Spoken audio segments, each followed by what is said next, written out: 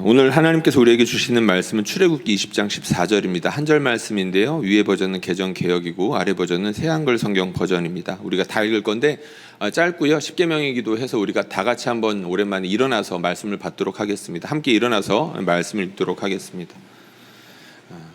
연이어서 계속 읽도록 하겠습니다. 시작. 간음하지 말라. 배우자 아닌 사람과 잠자리하지 마라. 아멘. 자리에 앉겠습니다. 작년 9월 6계명 설교를 했었습니다. 작년 9월입니다. 당연히 기억하지 못하실 겁니다. 당시에 설교를 준비하면서 살인하지 말라라는 이 계명을 문자적으로 어겼을 사람이 그리고 혹은 앞으로도 어길 사람이 우리 중에는 한 사람도 없을 거야 라고 확신이 있었습니다. 그리고 적어도 우리 주변에 가족이나 아주 가까운 친구들 가운데에는 살인자가 없을 거야 라는 확신도 있었습니다. 그러나 7계명은 다릅니다. 우리 중에 7계명을 이미 범한 사람이 있을 수 있습니다. 그리고 더 많은 사람들, 그러니까 많은 성도들이 누군가가, 그러니까 특별히 내 부모님 중에 한 분이, 아니면 내 배우자가, 아니면 가끔은 내 자녀가 간음을 저질러서 고통 가운데 있는 분들이 우리 중에는 생각보다 많이 계십니다. 그래서 설교를 준비하는 게 굉장히 조심스러웠습니다. 6계명을 했으면 바로 7계명을 해야 되는데 1년이 걸린 셈이죠. 사실 설교를 할 때는 늘 조심스럽습니다. 언제나 그렇지만 오늘 설교도 그렇습니다. 오늘 설교의 제1청중은 여러분들이 아니고 저입니다. 저한테 하는 설교이고 여러분들한테 하는 설교이기도 합니다. 그리고 이 말씀은 여러분들을 정죄하려고 하는 게 아닙니다. 이 말씀을 통해서 우리 하나님의 은혜를 전하기 위함입니다. 그러므로 우리 하나님 앞에서 혹여라도 이 7계명 때문에 과거에 죄를 저질렀던 분들이 있다라고 한다면 다시는 이 죄를 짓지 말라고 말씀하신 예수님을 힘입어서 새롭고 깨끗하고 거룩한 삶을 살 수 있음을 믿으시기 바랍니다. 그리고 동시에 누군가의 간음으로 인하여서 고통받는 삶을 살고 계시는 분들이 있다면 우리 하나님께서 완전히 깨끗하게 온전하게 치유해 주실 줄로 또한 믿습니다. 이 사실이 우리 크신 하나님 안에서 정말로 우리 가운데에서 이루어질 줄로 믿습니다. 10계명은 모든 율법의 핵심이며 요약입니다. 자주 말씀을 드렸던 부분이죠. 예를 들자면 이런 것입니다. 6계명은 살인하지 말라라는 계명인데요. 단지 살인하지 않았다라고 해가지고 이 계명을 지키는 게 아니라는 거죠. 훨씬 더 적극적으로 그리고 확장해서 살펴야만 합니다. 실제로 이 6계명 같은 경우에도 살인하지 말라는 계명을 생명을 존중해야 된다. 내 주변의 이웃들의 생명을 살려야 된다로 적용하고 해석할 수 있는데 실제로 성경에서 많이들 그렇게 말하고 있습니다. 7계명도 마찬가지라는 거죠. 내가 다른 사람과 잠자리를 가지지 않았다라고 해서 이 계명을 지키는 게 아니라는 겁니다. 훨씬 더 큰 의미가 있고 깊은 의미가 있다는 거겠죠. 어떤 의미일까요? 이 의미에 대해서 아주 너무나도 쉽게 잘 요약해 놓은 그런 말씀이 있습니다. 가끔씩 제가 인용하는 거죠. 장로교 교리의 핵심이라고 할 수 있고 기본이라고 할 수 있는 소요리 문답. 거기에 보면 이런 내용이 있습니다. 제가 문제를 읽고 여러분들이 답하시면 좋겠습니다. 7계명이 요구하는 것은 무엇입니까? 말과 행동에 있어 우리 자신과 이웃의 순결을 지키는 것입니다. 아멘. 7계명은 성적인 순결을 다룹니다. 단순히 내가 다른 사람과 잠자리를 하지 않았다 그 차원이 아니라 나의 순결을 지키고 내 아내의 순결을 지켜주고 그리고 내 가족과 다른 가족들의 순결까지도 지켜주라. 이게 이제 하나님께서 7계명을 통해서 정말로 하고 싶으셨던 말씀이라는 거죠. 또 이게 보면 이제 생각, 그러니까 우리의 마음을 순결하게 지키는 것도 중요하고 우리의 말 역시 더럽게 하지 않는 것이 중요합니다. 그리고 우리의 손과 발 역시 사랑하는 데 써야지 간음하는 데 쓰지 말라는 뜻을 여기에서 담고 있습니다. 내려주시면 좋을 것 같습니다. 10계명 안에는 간음하지 말라는 계명이 있습니다. 이것 자체가 굉장히 의미심장합니다. 말씀드린 것처럼 10계명은 모든 율법을 요약하고 핵심적인 것들만 모아놓았기 때문이죠.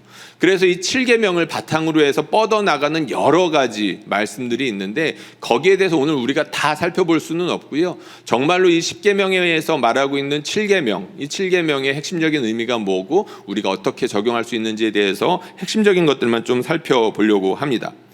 방금 말씀드린 것처럼 10계명에 7계명이 있다. 성적인 순결에 대해서 강조하고 있다. 이것은 하나님께서 사람을 만드실 때 남성과 여성으로 만드셨고 성적인 존재로 만드셨음을 전제하고 있습니다.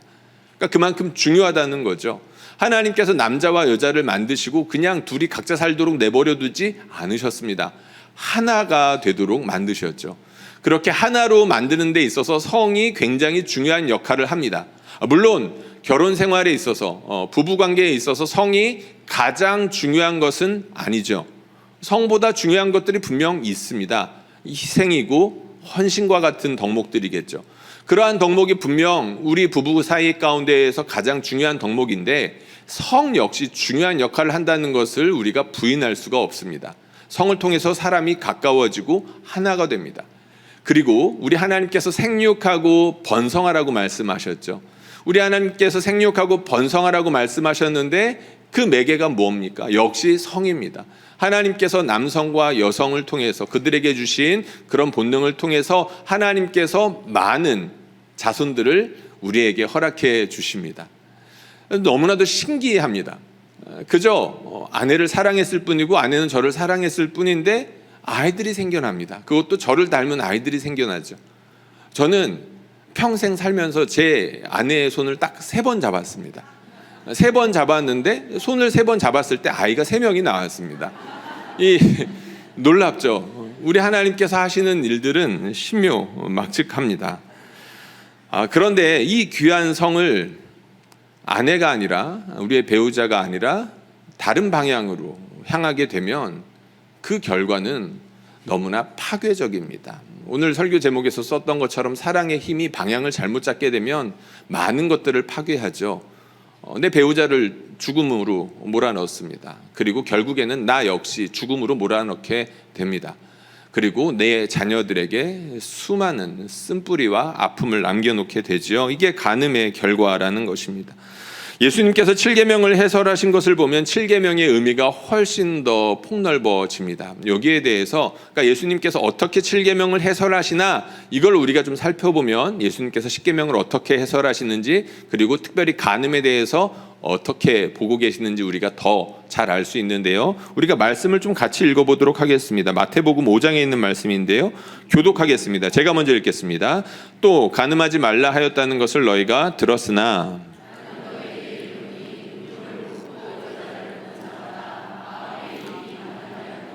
만일 내 오른눈이 너로 실족하게 하거든 빼어 내버리라. 내 백체 중 하나가 없어지고 온몸이 지옥에 던져지지 않는 것이 유익하며 또한 만일 내 오른손이 너로 실족하게 하거든 찍어 내버리라. 내 백체 중 하나가 없어지고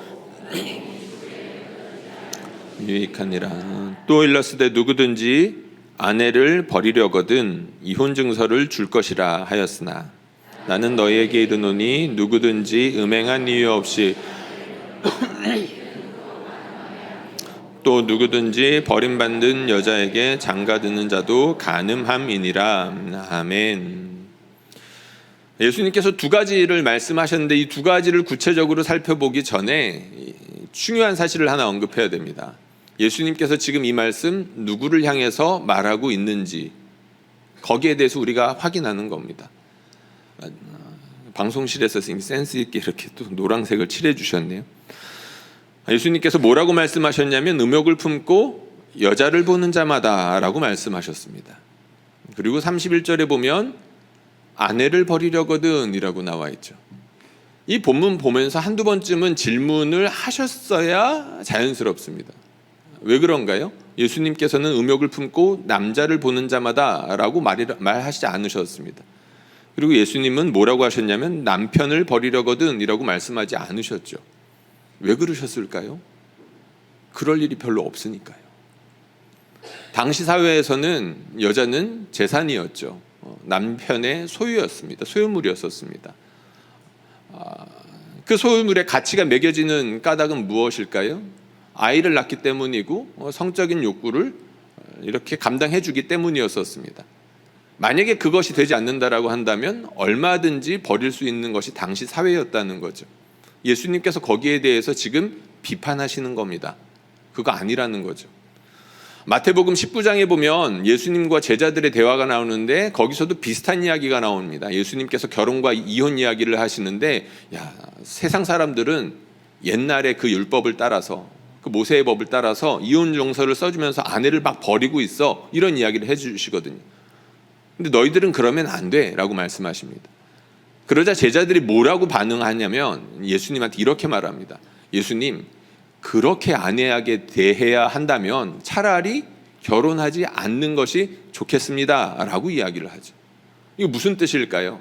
당시의 제자들 역시 세상과 별 다르지 않았다는 겁니다. 당시에 많은 남성들, 세상이 생각하는 것처럼 여성을 소유물로 생각하고 그리고 성적인 도구로 생각했다는 것을 이 말씀이 그대로 보여주고 있다는 것이죠. 우리가 이것을 전제하고 이 말씀을 봐야 됩니다. 기울어진 운동장이 있었다는 거죠. 남편에 의해서 혹은 남성에 의해서 일방적으로 여성이 착취당하는 세상 가운데에서 주님이 이 말씀을 하셨고, 그리고 그러한 사회상은 지금도 크게 변하지 않았다는 점입니다.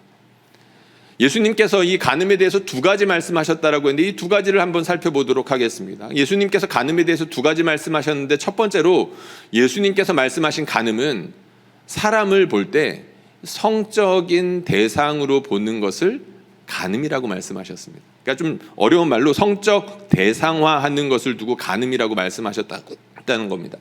이게 무슨 말이냐면 상대방을 보는데 성적인 도구로만 본다는 겁니다.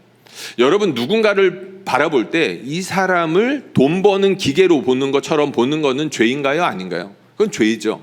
사람을 사람으로 봐야 됩니다. 사람은 하나님의 형상으로 봐야 되죠. 존귀한 존재라는 겁니다. 아무리 내 직원이 나를 위해서 일해주고 서비스를 위해서 고용됐다고 하더라도 사람으로서 대해야 됩니다.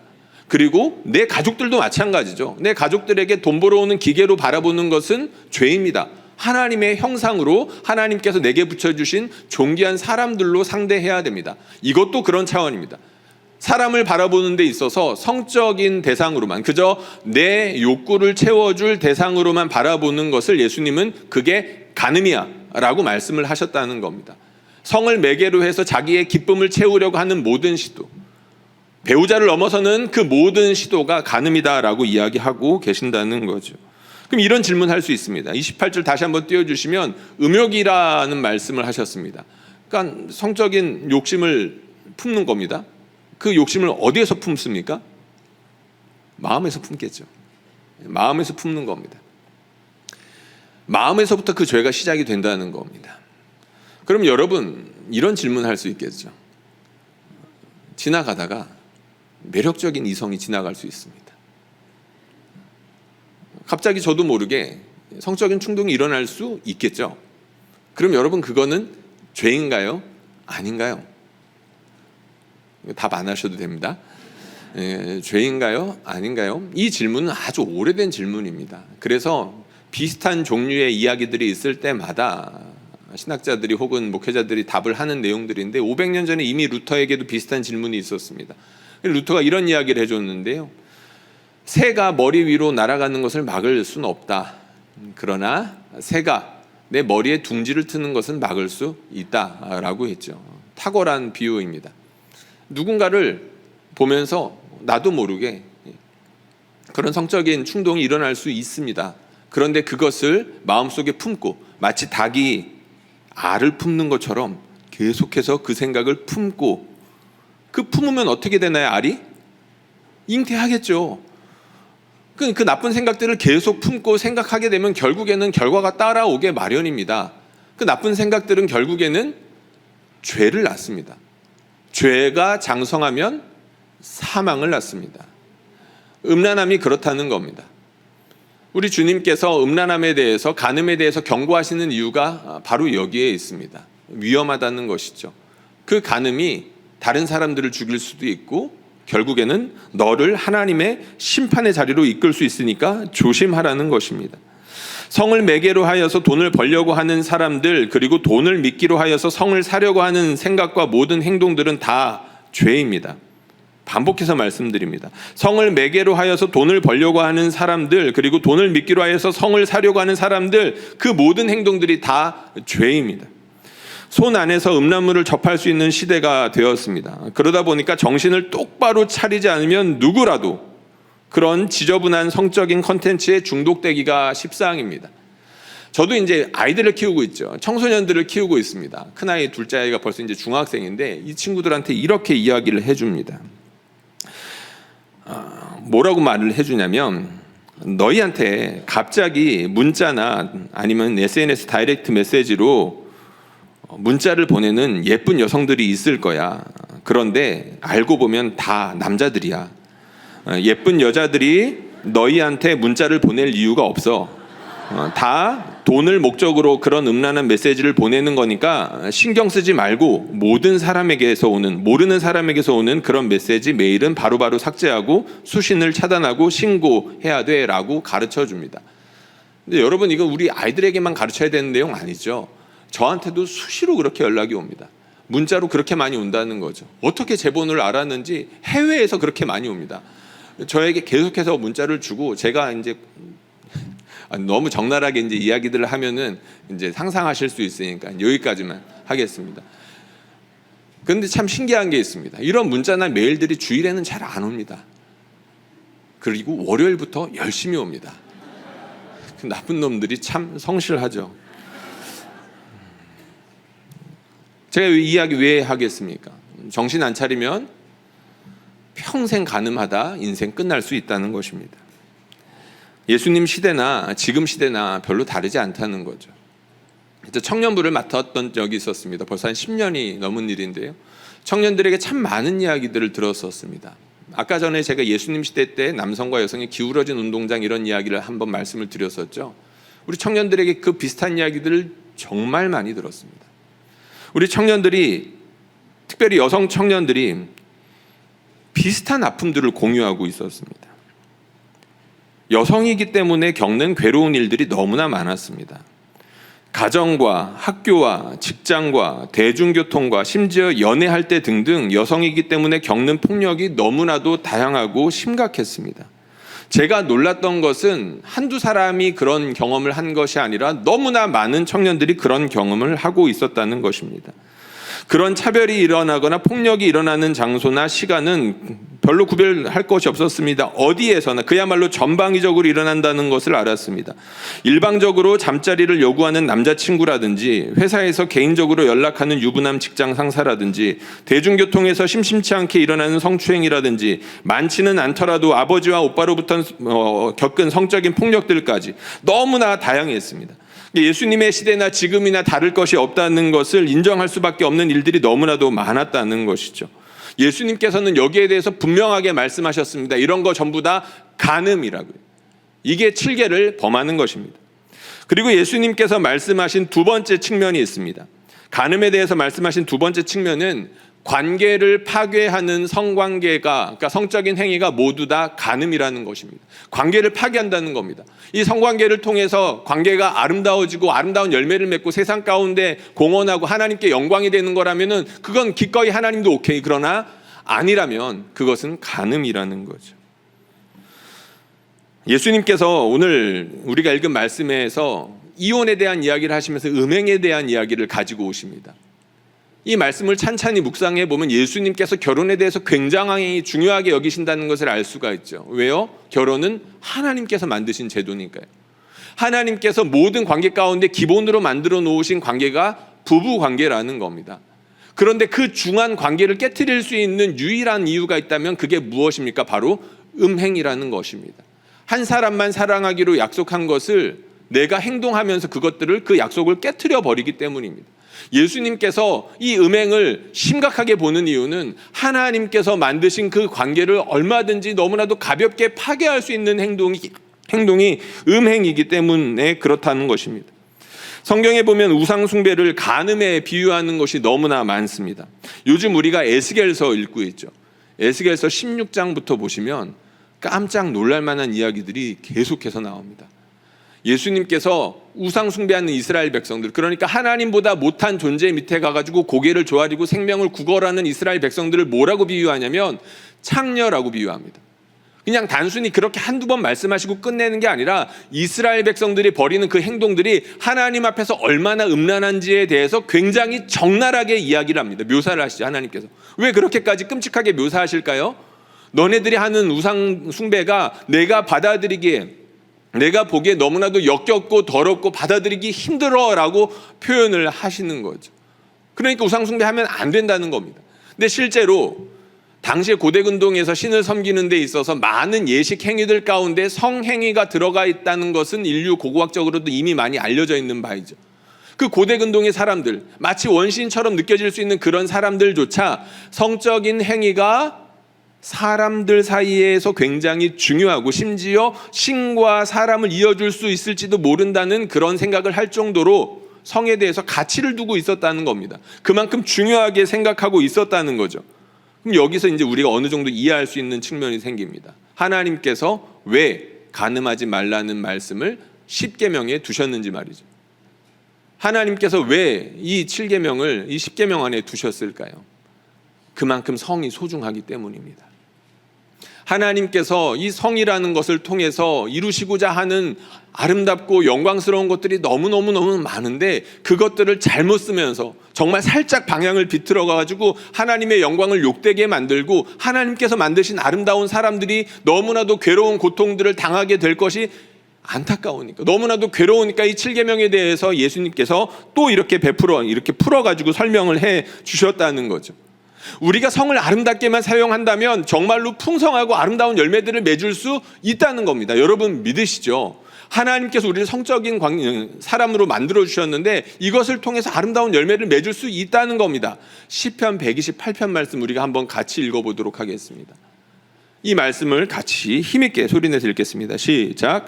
내 집 안방에 있는 내 아내는 결실한 포도나무 같으며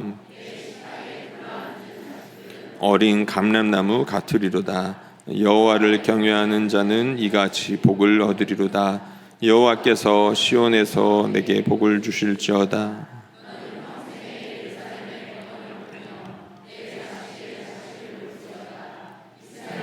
평강이 있을지로다. 아멘.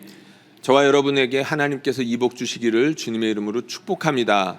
자식의 자식을 보시기를 축복합니다. 자식의 자식까지 볼 수 있기를 주님의 이름으로 축복합니다. 하지만 간음은 관계를 파괴합니다. 하나님께서 이렇게 주시려고 하는 복들을 누릴 수 없게 합니다. 사랑의 방향이 배우자가 아닌 곳을 향하게 되는 순간 우리는 배우자의 영혼을 죽이는 셈이 되고 결국엔 나의 영혼도 죽이게 됩니다. 자녀에게 아픔과 상처를 주고 쓴뿌리를 만들어냅니다. 잠언에는 여기에 대해서 수없이 경고하죠. 많은 경고들이 있는데 잠언에 몰려 있습니다. 그만큼 아들을 사랑하니까 왕이 그렇게 안타깝게 이야기를 했겠죠. 그 가운데에서 제일 유명한 말씀을 가지고 왔습니다. 한번 이 잠언 말씀을 우리가 축복의 말씀도 크게 읽었던 것처럼 이 경고의 말씀도 우리에게 주시는 말씀으로 믿고 크게 읽도록 하겠습니다. 시작. 남의 아내와 통간하는 자도 이와 같을 것이라. 그를 만지는 자마다 벌을 면하지 못하리라. 도둑이 만일 줄일 때에 배를 채우려고 도둑질하면 사람이 그를 7배를 갚아야 하리니 심지어 자기 집에 있는 것을 다 내주게 되리라. 여인과 간음하는 자라. 이것을 행하는 자는 자기의 영혼을 망하게 하며 상함과 능욕을 받고